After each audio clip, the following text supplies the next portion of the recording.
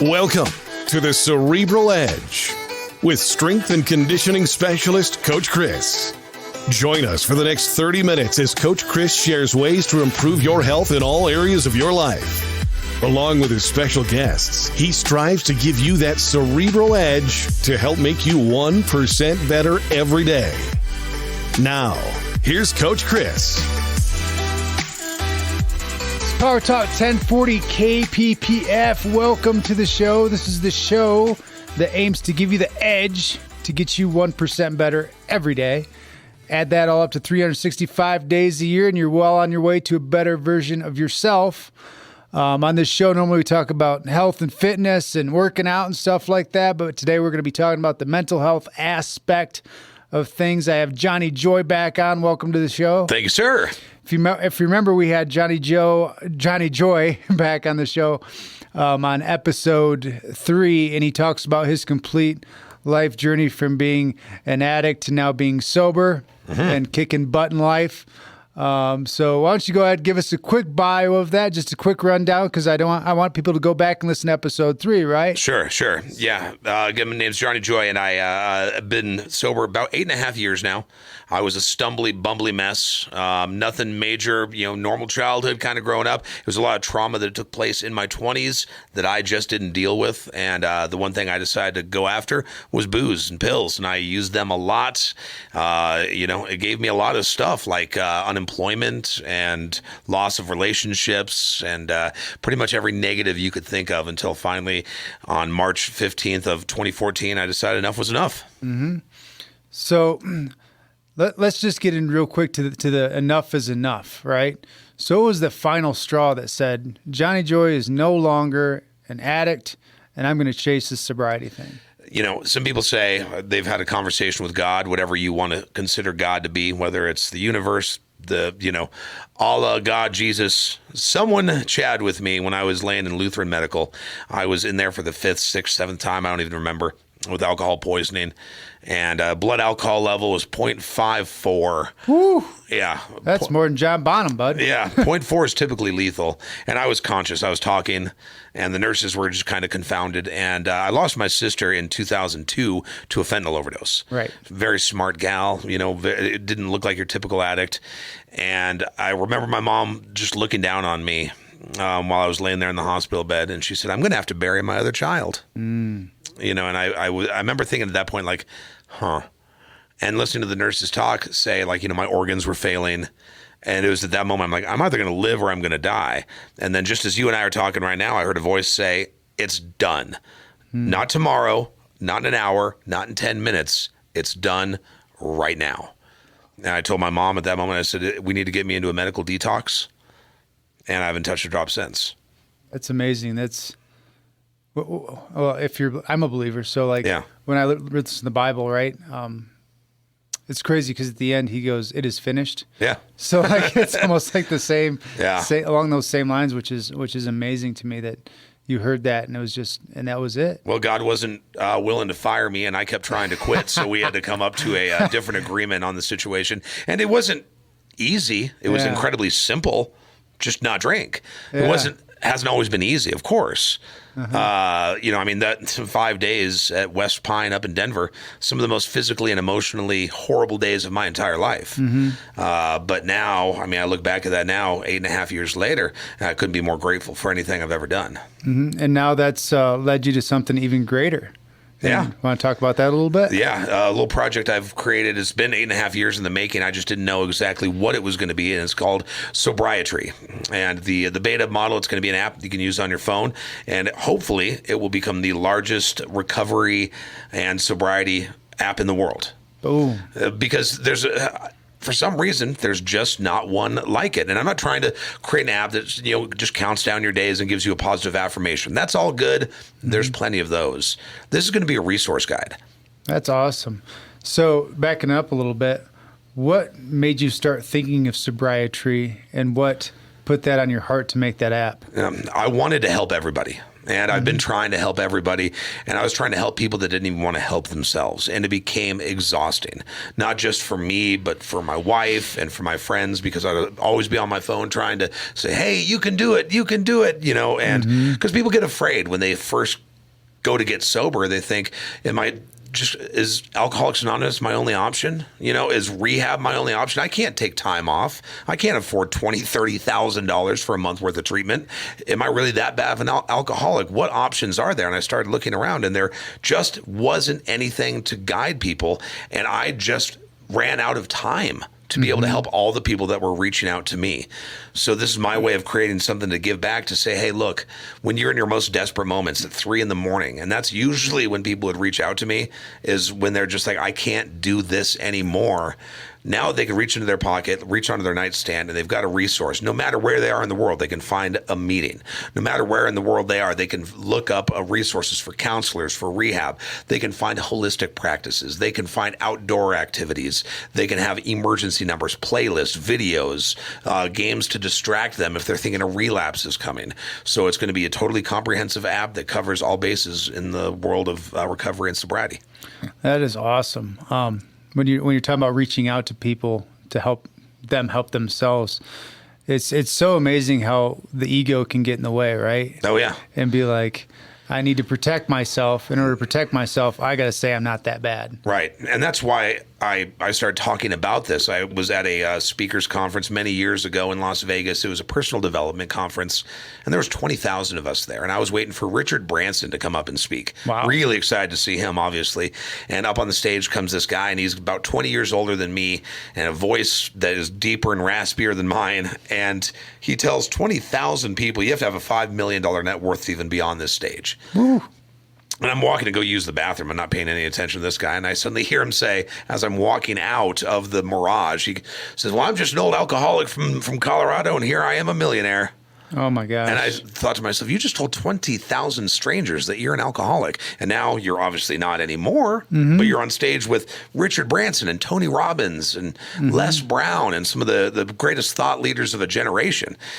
And I tracked him down afterwards, and I said, why did you tell 20,000 people that you're an alcoholic? And he simply said to me, do you know somebody that suffers from addiction other than you? I said, well, of course.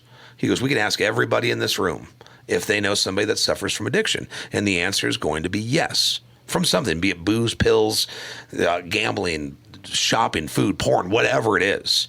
So why are we not talking about it? Why are we not creating resources for people to get better? If you want to make yourself better like you do at the Cerebral Edge every day with physical fitness and nutrition, why not make our head better? Because all of our addictions are rooted usually in one thing, and that's trauma. Yeah, I mean, if you don't fix the thing between your ears, Yeah. you can do all the working out you want, and then sometimes that can become an addiction. Of course. Right? I've seen it happen with people who are like, I got to get to the gym 3 times a day, right? Yeah. And it just becomes their new thing that they have to do to unwind their mind. And it's like, well, no, you have to find some other way to unwind that other than just physical fitness, because even too much physical work can be detrimental. Of course. Start walking like you got a barrel between your legs and taking supplements that you don't need to be taking. And again, yeah, some people choose the athletic side of it. I chose, like I said, alcohol and pharmaceuticals, cocaine, you name it. Just shy of sticking a needle in my arm. I'm very lucky to be here. And there's so many people. And when people think of alcoholics and addicts, there's this preconceived notion that we're a bunch of like brown baggers you'd see down in the park somewhere, like stumbling all over ourselves. No, I was running a luxury hotel wearing a really expensive suit with a box of wine in my car. We all have this stuff. So if we can't take care of our minds and we think that we only have a couple different options, well, we're going to stay stuck. So my goal is to say, hey, look, even if you don't want to talk about it openly like this, now you're going to have an app in your hand where you can say privately, I've got some answers and I got some directions I can go other than what I thought was only available. Yeah, that's definitely so needed to sit there, and because everybody has a phone, right? Exactly. But they can download an app, and go, okay, I'm struggling, and they just open it up. Yeah. Oh, here's a therapy that I could go to, right? Yeah. I'm working with this one guy. He's a Vietnam veteran, basically. So he came back with a bunch of mess. Of course. And he was a functioning alcoholic, he told me, for 20 years until he went to therapy. Yeah. And it was a different type of therapy called EMDR. I don't know if you've ever heard of that. Oh, sure. That's a light therapy. It's incredible. Yeah. And so he went there and got it done. And by the end of it, she goes, do you want a drink? I think it was 12 weeks. She goes, you want a drink? He said, no. Yeah. And he goes, and now, and this isn't everybody's story, so I'm not telling everybody to do this, but now he can have a beer every once in a while. Yeah. And be just totally fine. Absolutely. And that's the thing is groups like Alcoholics Anonymous, great, if that is what you're looking for. But there might be situations like someone says, I just want to be able to drink responsibly, you know, and I found since I lost my father, my wife left me, I lost my job, whatever the case may be, they're drinking in excess. So they maybe need to find some other avenue, whether it's you go to a meetup and that link is on there, or you go to the Phoenix, which is asked 48 hours of sobriety, and you don't want to go sit in a room and drink coffee and call yourself an alcoholic. You want to go mountain biking.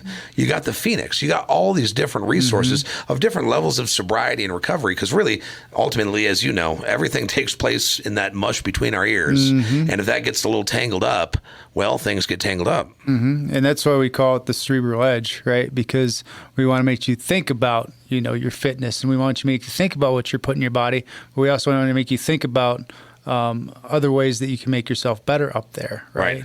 And if you have, you know, some mental health issues, you can do all this other stuff, right? Yeah.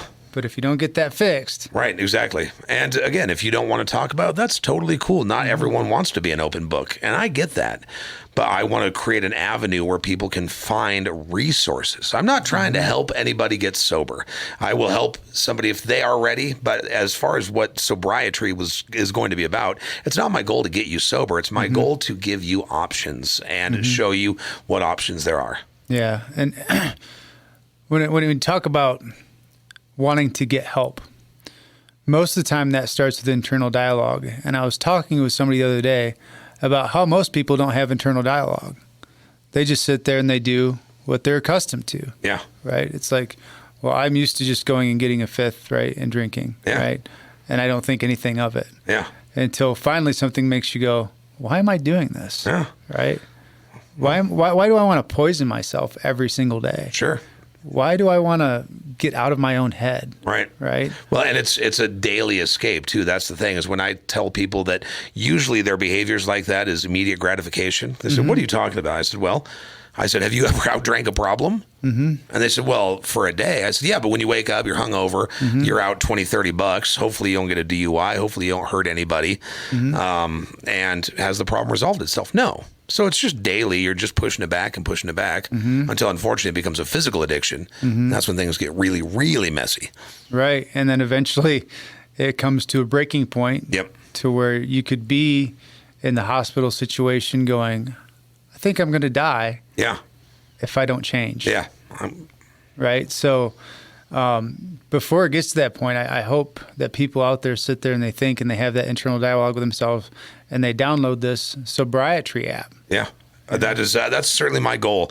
I just want to be able to have options for people where they can look and say, you know what, there is hope, and I've found it here on Sobritree. Is it up and running right now? It is not. The beta model is on its way shortly, and whenever I have it good to go, where we've worked out every kink and every bug, I will let you know, and we can talk about it here on the Cerebral Edge. That's awesome. I look forward to having that out, but we're having some great information today on the Cerebral Edge.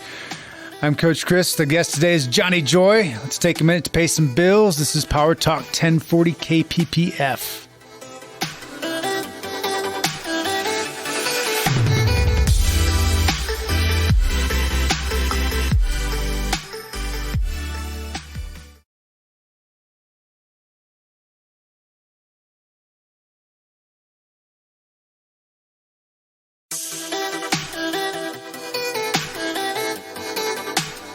We are back on the Cerebral Edge and Power Talk 1040 KPPF, talking with my brother Johnny Joy about his Sobritree. Sobritree, yes, talking about sobriety, but the app is called Sobritree. And the reason I call it Sobritree is when you open the app, so far it's running. I'm not the designer myself. I've got to give a shout out to Edison App Design, by the way. Brandon is doing a remarkable job.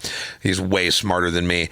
But when you open it, the idea is that just everything has branches. and things can branch off in different directions. So you can be able to click on one link and that'll branch off to like, different meetings you could find. Another branch, another limb will have a branch that leads off into like different motivational videos and movies and other things you can find. Another branch will lead you down holistic remedies, whether it's working out with Coach Chris, or maybe you want to go do some yoga or do some mountain biking.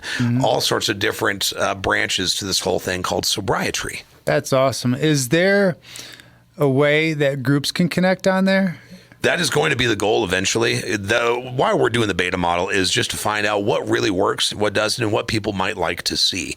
So as the beta model rolls out, I think ideally we want to also make this into a social media platform as well, where people can start to communicate and connect as groups as well. Yeah, because I think that's so important, especially when you're like, hey, I'm going to have, you came to me and said, hey, I want to have you on there as well as a resource. Yeah. I was like, man, that's so cool, Yeah. right? Because people really get, I said earlier about, working out can be an addiction. Well, this is the way it can be helpful. Of course. Is when you have a group together that's working out together and they're doing physical things, whether it be mountain biking or fishing, because that's where people bond. Right? That's where people start talking. Yep. And then all of a sudden it goes, oh, you used to do that too? Right? Yeah. And as soon as you start to get those conversations going, and then you start to get that healing start to happen. Of course, an addiction is ultimately rooted in loneliness. So when you have a big group of people working out together and someone says like, I'm sitting there saying, well, I don't know, I can't lift that bar up. I can't do a pull up. And I crank out that pull up. And I got all my brothers and sisters like screaming behind me. Yeah. You want to talk about, there's no drug or drink that'll ever make you feel as good as a community coming together, especially when you're in your most desperate moments. Because people will put that false ceiling on themselves. Yep. Right. And I see it all the time when they come to work out. Right. Yeah. I was really pondering the other day of what I get about being a strength coach and what I get about helping people. And it's about breaking their barriers in their own mind. Yeah. Because there's so many times where I'm like, hey, we're going to squat with that. And they're like, there's no way I'm going to be able to do that. And I'm like, just try it. And most of the time they'll hear me. And they'll think they might get one. And all of a sudden they're cranking out number 10. And they're like, I can't believe I did that. Yeah. Right? Exactly. And those breakthroughs with those groups that we're talking about is almost the same thing metaphorically. Sure. Right? Because they're like, I'm never going to get over this monster that's inside me. Yeah. Until they tackle it with a group of lions, right? Of course. And nothing feels better to me than somebody I've been able to, it's not my job when people say, you saved my life. I say, no, I didn't. You saved your life. I was happy just to give you a nudge, making sure they get the credit. But when they say, hey, Johnny, I've been sober for a month. I've been sober for a year. Hey, Johnny, my wife and I are back together. Hey, Johnny, I got that job I was looking for. You did the work, but man, the feeling that gives me because they decide to make one small change and tackle, like you said, that squat inside their own head. They said, right? I can't do that. Yes, you can. And boy, is it worth it. Oh yeah, absolutely. There was a really good, somebody was talking the other day and they ran into an author of one of their favorite authors and they went, you changed my life. And the author looked at him and goes, no, I just gave you some guidance. You changed your life. Yeah, right? Absolutely. Yeah. Which that's what it takes. It takes, you to put in the effort and work, but it just takes a little bit of guidance. Yeah, and that's why I want Sobritree to be. I don't want to say you have to do this, you have to do that. I want to say here's your options. You've got so many options to make yourself better and live the life that you deserve. We all deserve to live a wonderful life where we're healthy, happy, and free. Is life always going to be easy? No. But is being sober incredibly simple? Yes. And I just want to provide a resource for people to see how many different options there are for them to feel their best. Yeah, because this is what happens when you do things on your own, right? Yeah. You sit there and you think, I'm doing all the right things. Things should skate along smoothly. And as soon as that first divot happens, that's when you see a lot of relapse happen because they're like, I'm doing everything right. And now this just went to pot. So everything's worthless, right? But if you're doing that with a group of people, now you have, this Sobritree, this, therapist you could call, or your friend you could call and be like, and man. you can group it together. You could say, you know what, like I'm new into sobriety. I don't know what to do. Good. Here's an AA meeting in your town. But then I want to go and do some strength and conditioning with this Coach Chris guy. That looks awesome. And then I should probably get into some therapy. And you do all three of those. And suddenly your life, like you say, you want to change 1 degree a day. Yeah. Do a shift like that. And it might not seem like anything, 1 degree a day. But like you said, 365 days later, totally different life. Totally different person. I mean, I should not be here. The people that know me have met me over the past 8 years. They just kind of assume this has always been Johnny Joy. And then I start telling them about what happened prior to 2014. And it's a very, very different story. So I get to be the proof that this can happen. You get to be the proof that this can happen. You've got so many success stories I've heard of people saying, I can't do this. I can't move this way. I'll always be this way. I've always been this way. Well, is that working out for you? No. And so they put in the work. You give them the guidance. Boom. Yep. That's all I do is give guidance. Yeah. And what I tell people. Painful. Muscle exhausting guidance. Muscle exhausting, but guidance. Feels so good afterwards, though. It does. And it feels good on my end to help give that guidance. But people go, well, I can't believe how you fixed me. And I go, I don't fix anybody. Yeah. And that used to keep me up at night too, right? Is if I had a person that wasn't getting any better, like I would just sit there and rack my skull and go, why is just this one person not getting any better? And then ultimately, I just had this euphoria moment and went, I don't fix anybody. Yeah. They fix themselves. Exactly. Right? If they're doing what I tell them to outside and they come back, they always get better. If they're not, generally, they don't. Yeah. Right? Same deal where, again, I can't get somebody sober. Yeah. I can give them recommendations. I just want to do this on a global scale. Small goals. Small goals. Yeah. Little. But no, that's so good that there's that resource that they can tap into that you have given guidance to. And that's the cool thing about, addicts, right? Is that when they start to get sober, it's like they can almost conquer anything. Watch out. Watch out. When you tackle something that big and you're able to make your way through that, oh man. Yeah. Like addicts are some of the most successful people I know. Of course. Yeah, because again, I think you just nailed it. You said they've tackled a beast that, you want me to do a small report? Oh, okay. Yeah, no problem. I sat there and shook all night long with the cold sweats, thinking about drinking rubbing alcohol. Yeah, I can tackle this. That's no problem. Yeah. It's a mental game. Not saying that anybody is lesser or more than, but all the addicts I've met that have come out on the other side, they also have this renewed vigor for life where they're like, man, this almost got taken from me and now I feel good. Now I get it. So let's tackle this thing. Yeah. Because just how big of a beast that can seem. Sure. Like there's things in my life that I've tackled where I'm like, oh man, I'm never going to be able to do that. Right. Yeah. And then just a step at a time, right? When did we convince ourselves that we were not able, we were not capable? When was that little voice put in our head? It's okay to relearn stuff. Yeah, absolutely. It's okay to take control of your life. It's okay to sit there and give yourself permission to be like, yeah, I was this way, but now I'm another way. It's also okay to be proud of yourself. Yes. There's ego, and then there's pride. Yeah. And the ego is what says like, I will never, or I am only, or these definitive terminologies. Whereas, now when people are like, I'm so proud of you, I'm like, I am too. And people kind of look at me. They're like, you're not supposed to say that. I'm like, why? I am proud of myself. Yeah. When you do something like that squat, that you say, I'll never be able to do that. And they see that 1 degree every day. And they're like, a year and a half ago or a year ago or half a year ago, I couldn't so much as even, do one burpee. And suddenly they're able to crank out 40 of them over the span of a year. Right. Someone says, I'll never be able to get sober. And suddenly they've got a month under their belt. Yeah, man. Yeah. That's awesome. Or, there's also those times where people go, well, I remember the Johnny that did this. Oh, of course. Or I remember the Johnny that did that. And they're stuck. I'm not. Yeah. And the cool thing is you're like, in your own mind, you're like, that person no longer exists. Yeah. Can't wish for a better past. Definitely can't. People try. You can't wish for a better past. No. You got, from this moment that you're hearing these words right now, going forward. You know, we see the sand that's dropped in the hourglass. We don't know how much is left up there, so you may as well utilize it. Man, it's such a great time talking to you, Johnny. That's always good, man. It's been a great another episode. Hopefully, reach somebody out there, help somebody out, and can't wait for that app to come out. Do you have a time frame again? Looks like the beta version should be done in the next 2 weeks, and the full app should be ready before the holidays. Awesome. Well, thanks for coming on, buddy. Thanks, man. I appreciate it. All right, this has been the Cerebral Edge on Power Talk 1040. Thank you so much for joining me today. I hope what you heard today will help make you at least 1% better. I mean, with Johnny on today, it was probably at least 10, I think. But because that adds up every day, doesn't it? Join me next weekend right here on Power Talk 1040. I'm Coach Chris. Until then, that's Johnny Joy. That's Chris. Stay strong.